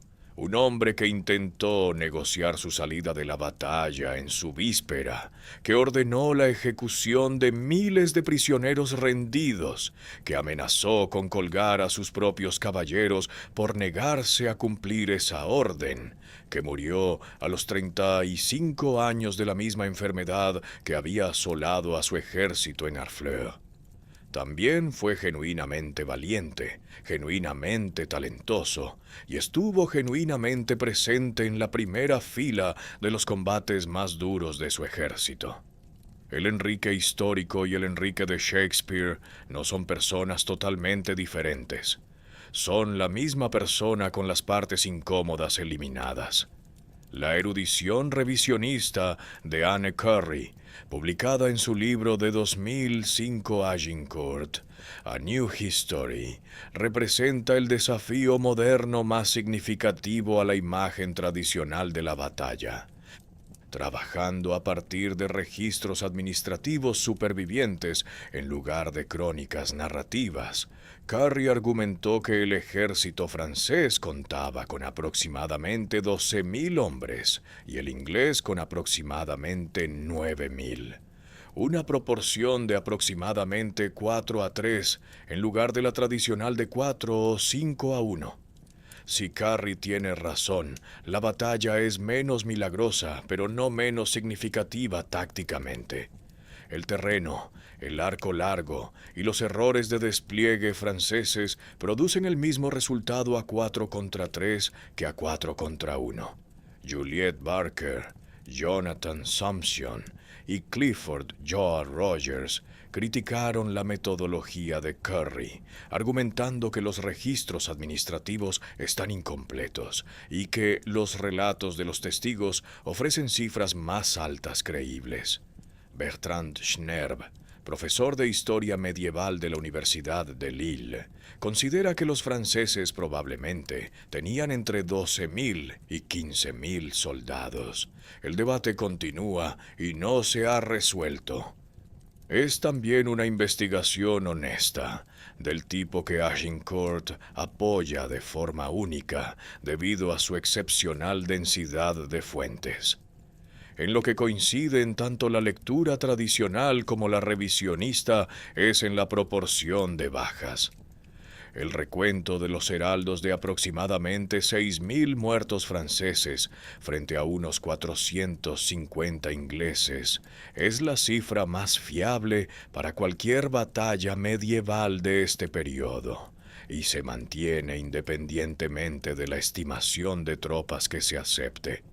En cualquier proporción entre 2-1 y 5-1, infligir 13 veces tus propias pérdidas representa una ejecución táctica tan completa que la cuestión de si los franceses tenían 12.000 o 30.000 hombres es, en última instancia, secundaria a la cuestión de por qué esos hombres llegaron a la línea inglesa incapaces de luchar. La respuesta a esa pregunta está en el lodo, en las estacas, en el estrechamiento del corredor entre los bosques y en la formación de 16 filas de profundidad que convirtió los números en una carga en lugar de una ventaja. Estuvo en la decisión tomada por los nobles franceses la noche anterior de priorizar la posición sobre la táctica.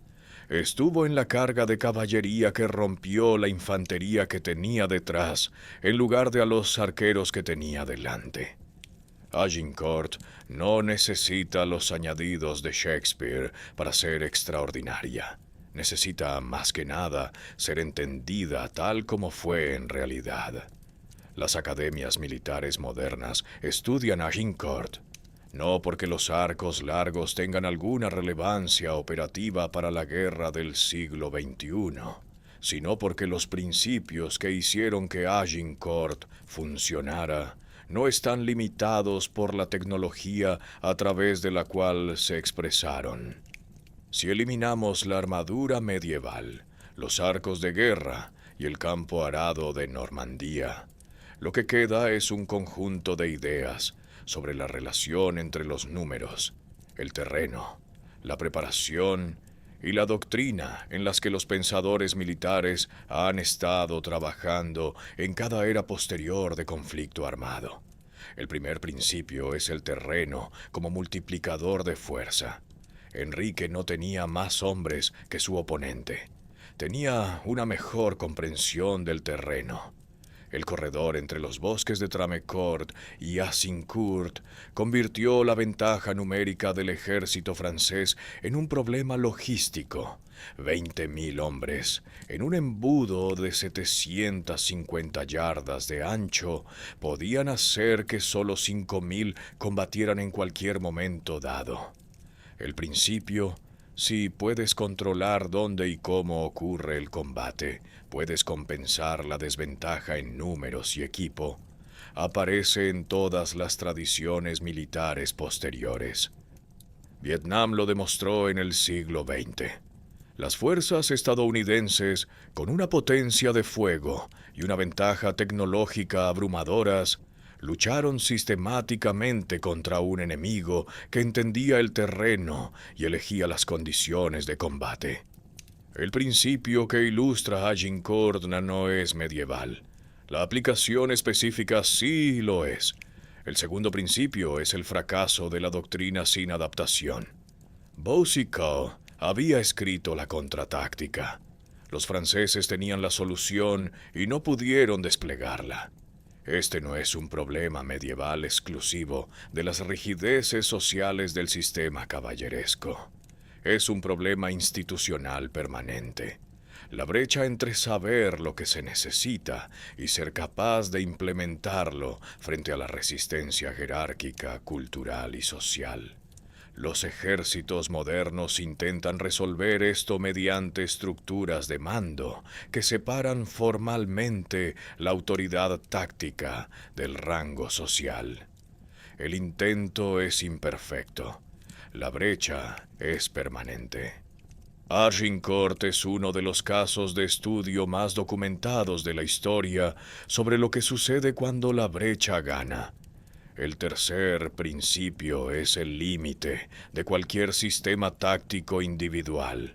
Los mismos arqueros de arco largo, ingleses que destruyeron al ejército francés en Agincourt, fueron derrotados en la batalla de Patay 14 años después, en 1429, cuando la caballería francesa cargó antes de que los arqueros tuvieran tiempo de plantar sus estacas y preparar su posición defensiva.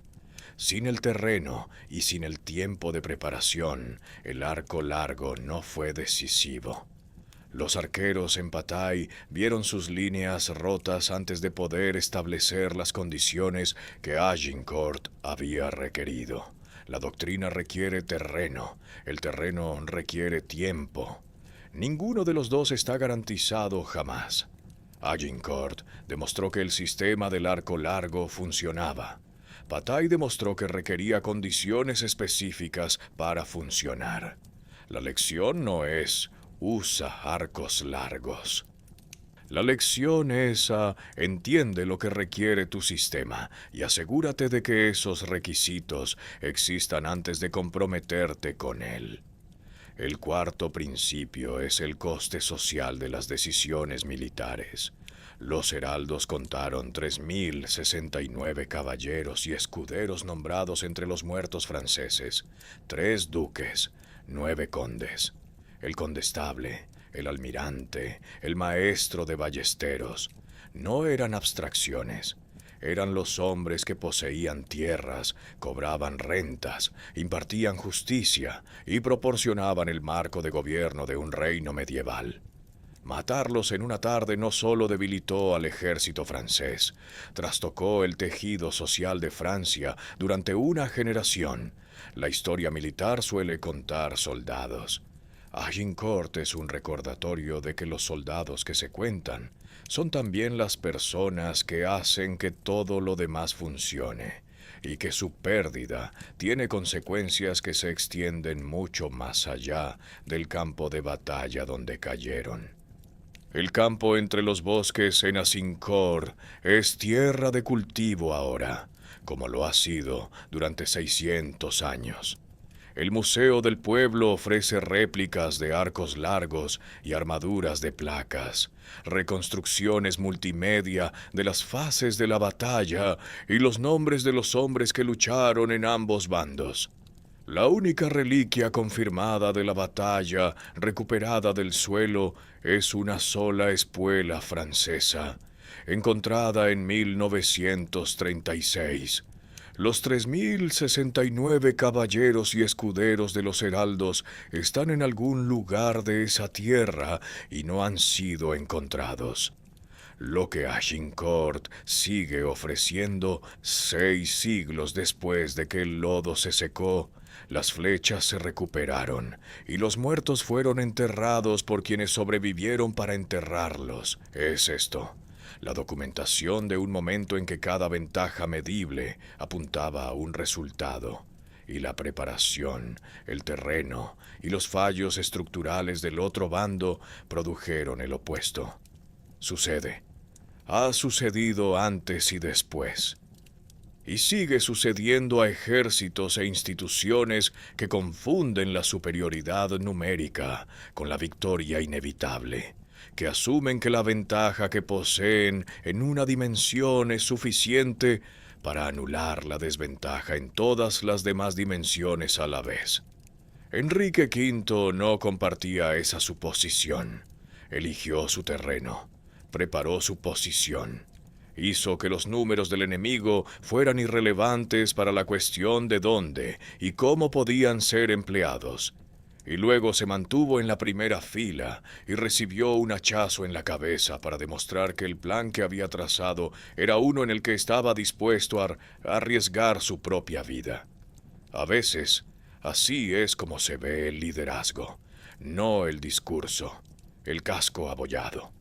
No podían levantar los brazos. Ahora sabemos por qué.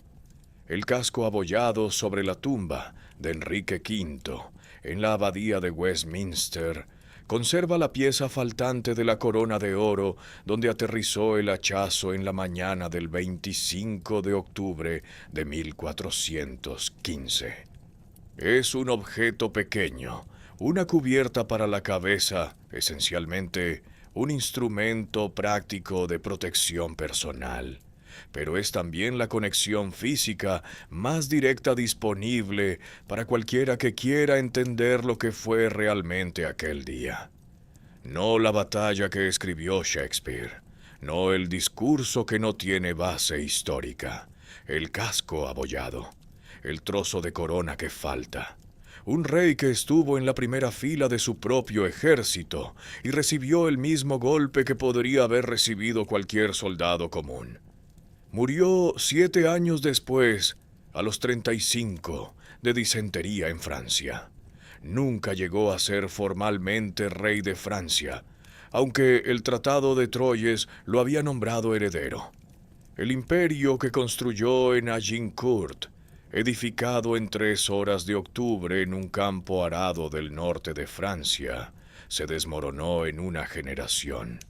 Juana de Arco invirtió el impulso. La Guerra de los 100 Años terminó con la expulsión de Inglaterra de Francia. La dinastía Lancaster que su padre había fundado por usurpación colapsaría en las guerras de las Rosas a las pocas décadas de su muerte. Agincourt le compró a Inglaterra 14 años de dominio y un tratado extraordinario. No pudo comprar la permanencia. Algunas victorias no son lo suficientemente grandes como para salvar aquello que se suponía debían salvar.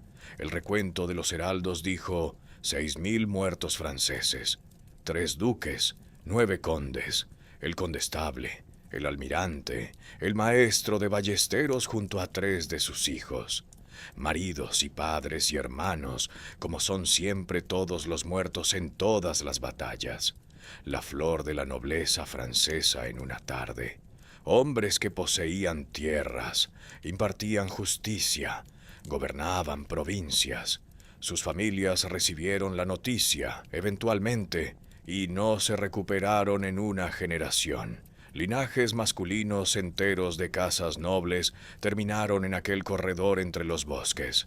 Francia pasaría décadas reconstruyendo lo que Agincourt se llevó.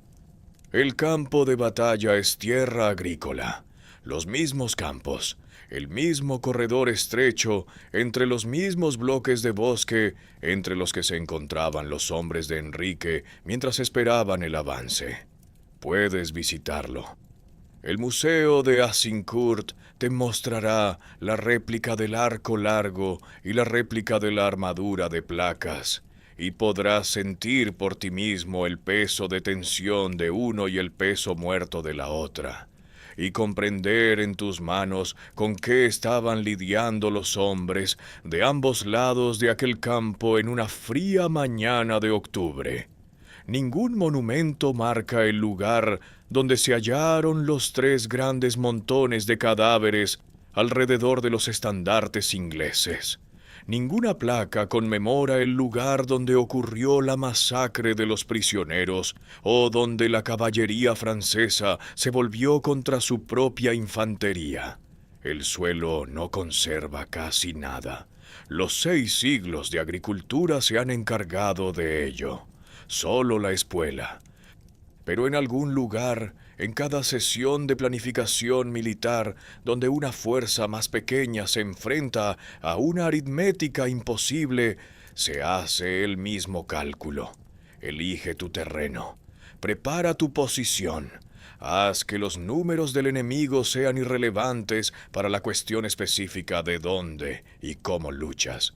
Y luego, mantente allí. Los números superiores no garantizan nada. Una preparación superior, desplegada en un terreno elegido, con un arma que el terreno hace letal, puede reescribir cualquier aritmética. Enrique V no inventó este principio. Lo ejecutó con un nivel de perfección que 6 siglos de estudios militares no han dejado de analizar. El lodo decía que ganaría él. Los números decían lo contrario. 6.000 hombres, y la generación que los siguió pagaron el precio de descubrir quién tenía razón.